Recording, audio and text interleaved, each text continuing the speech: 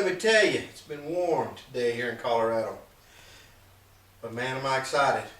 I'm Chris with Little Lodge, and you are in the garage today with me. And we're sitting here with our engine. If you remember in video 1, I introduced Moose, which is the 86 Chevy Crew Cab Dually 1-ton that's going to tow around our truck camper. And video 2 was my wife talking about the truck camper. And the way we're going to do these videos is I'll do them on the truck and my wife's going to do them on the camper. Of course, if there's technical on the camper, then she'll have me do the work and probably narrate that for you. So today, in the second video of the truck, I wanted to show you the Cummins engine that we will be putting into that truck. If you'll remember in video 1, I told you that the original engine in the Chevy was a 6.2 diesel. Guys, I'm here to tell you the 6.2 diesel gets a bad rap. But everybody needs to back up and think about the technology of that era. They need to think about the fuel economy back then and the oil crisis and what spawned the 6.2 to be developed. Again, I'm not saying 6.2 is a workhorse because it never was a workhorse, which is why it got its bad reputation. That 6.2 diesel was only for fuel economy. That's its main reason for, its living and being was for fuel economy numbers and to answer the crisis for the gas crunch. And then as farmers started to buy those trucks and more people bought them, they were demanding more of those trucks. And consequently, with the technology and what diesels were doing then, it just couldn't keep up. Somewhere around 88, 89, Cummins came to the forefront with the 5.9 diesel. This engine here is rated 160 horsepower with 400 foot-pounds of torque. What we're going to do with this bad boy is we're going to leave it in stock form. Now this engine came out of a 93 Dodge. It was running when we pulled it out. You will see I've already taken off the vacuum pump. What I'm going to do is I want to let you guys know we're going to strip this engine down.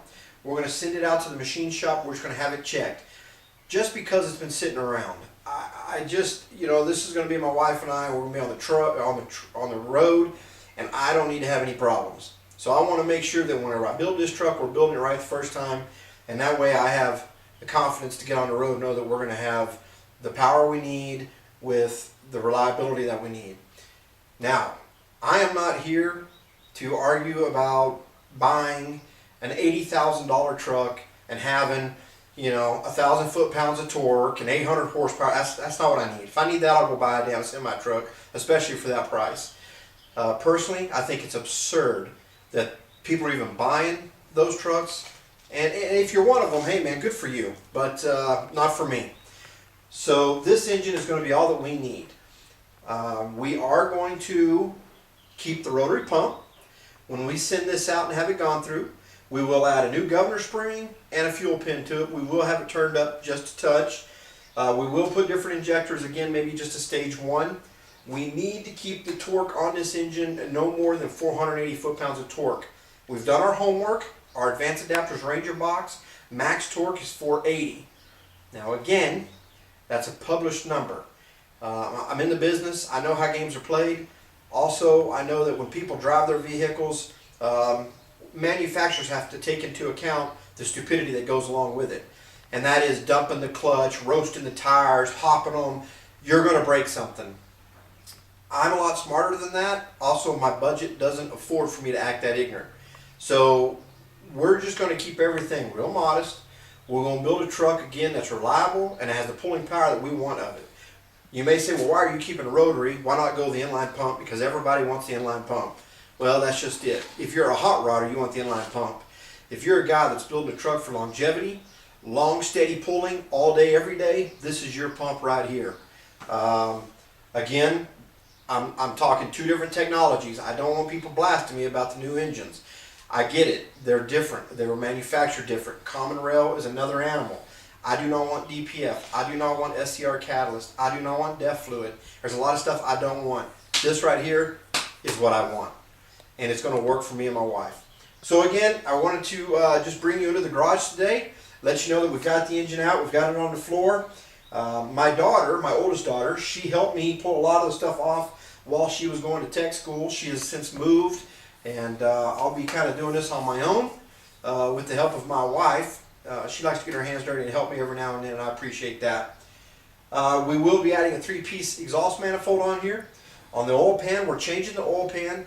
We will be putting a block stiffener on it. We will also be putting on the oil pan an anti-crack kit. We will be putting the killer dowel pin kit in this. We will go with just a little bit bigger turbo. Right now, we are planning on keeping this totally naturally, non-intercooled, non-aftercooled. Right now, that's just a test, guys. Don't beat me up. I may later on add that, but for right now, I'm not going to do that. And yes, this engine was originally in a 93, which meant it had the charge air cooler. So we will be doing away with that. I've got my own reasons for it. We're not going to dive into that. What else can I tell you that we're going to do? We are going to replace the valve covers to the new aluminum style by BD Diesel. Really excited. You may say, what about the mounts? Again, when we do mail call, if you'll remember my wife in the second video that we did last weekend, she talked about mail call. We'll introduce the mounts to you, the adaptation to you. We'll show you everything as we go along in every video that we do. The only thing I do not plan on doing is showing you me tearing it down, and those would just be too long of videos and you get bored. Alright, so I'm going to wrap up this episode, guys. I want to say a couple things. When you decide to build a project, I don't care what you decide to build. Yes, there are those of you that go right to it and can rodeo your way through it, and hey, good for you. But I want to let everybody know, when you're doing any kind of fabrication, any kind of modifications, please use safety, and please get all your manuals and refer to them. With that being said, I have the two Cummins manuals we're going to be using. We have the service manual, we have the parts manual. Guys, I really suggest if you're going to do a project like this, get your manuals. I also have the factory Chevy manual for our truck. I have the parts and the service manual. So I've done all my homework. This has been, we've had this truck for 13 years, and I've been compiling information for 13 years, putting this plan together. And I encourage every one of you to do the same thing. A lot of you can go into a project, you can just go at it, throw whatever you want to it. I'm just not that guy. I've really got to have my homework and my research done. I think you'll end up with a better product when you do that. So I want to thank you all for watching. And guys, I got to tell you, I want you to go out and I want you to check out a video for me. Go out and check out Bill Gowdy. Man, Bill Gowdy, I love this guy. He's got great videos. He's just, his personality is just neat. You got to go check out his videos. And we've got a few subscribers starting to hit our channel. We are very, very happy. My video has already had 100 views, and my wife is close to 70. We've now got 8 subscribers to our channel, so it's starting to grow. I ask that you share these videos with your friends and your family, and get everyone to like our page and follow Little Lodge as we build this project and we set out on the trips. We really want you to be a part of it, and we want to hear from you. So before I close out, I want to do mail call. I want to introduce 2 products to you. On our truck, we are going to lift the body 1 inch. I'm not just a big fan of the big lift kits, of the big body lifts. I'm going to keep it at 1 inch. You may say, why am I doing that? Well, the way this turbo is going to sit in there is going to be very close to my AC box, and we plan on keeping the factory AC and all in the truck. So with the downpipe I'm going to run, I just want that little bit of clearance. So the 1 inch body lift gives me the extra clearance there, as well as for all of the boxes we're going to stack behind this, which you'll see in videos. So with that being said, our first product comes to us from Off-Road Design. Steve Watson, who is the brainchild behind Off-Road Design, has got a wonderful team. Guys, go out there and check it out. Now, he mostly caters to all Chevrolet trucks. Most of his stuff is drivetrain. Doesn't do a lot of like electrical body stuff, but he does have bumpers and whatnot. And really, again, I can't say enough things about Steve Watson and his crew at Off-Road Design. I want to show you, these are the 1 inch body pucks that we get from Off-Road Design. They are all out of billet aluminum. He gives you all the hardware you need inside the box. You get all your bolts, your washers, you get your nuts in here, and they are lock nuts. So he makes sure that you have all the hardware you need, all the pucks that you need, and it's great quality stuff. Our next product, guys, is going to come from the folks at Energy Suspension. Again, I know there's a lot of polyurethane manufacturers out there. This is who we endorse as Energy Suspension. They have wonderful products. They've got a really good team, knowledgeable staff, and they'll support your projects. Neat guys to talk to and get help from. This is the polyurethane body kit for our truck. I want to show you just real quick what we're looking at. So what we did is we have the metal mount. We've already taken the rubber pieces off. You can see we've put in the polyurethane mounts. We've already greased it up with the lubricant that they sell. It's a real sticky type grease. You're going to want to put that on. It keeps the squeaks and it keeps this lubricated well for you. So anyway, you've got those in there. That's how it's going to sit when we're done. And then of course, off-road design on there. And then our body will go here with any shimming that we may run across once we get it on level ground and get all of our checks done as far as our body gaps. So again, guys, winding it down, 5.9 Cummins, getting ready to happen out of a 93 Dodge.